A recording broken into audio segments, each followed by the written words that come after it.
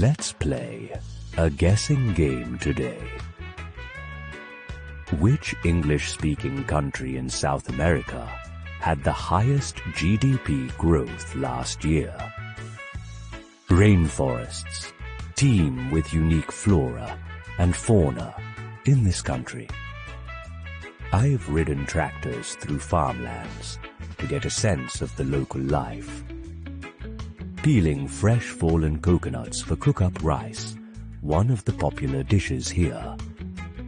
Straight from the farm to my belly, I've enjoyed the bounty of freshly harvested fruits and vegetables. Have you figured it out yet? That's Guyana. You should definitely check out this unique South American gem if you're an adventurous traveler.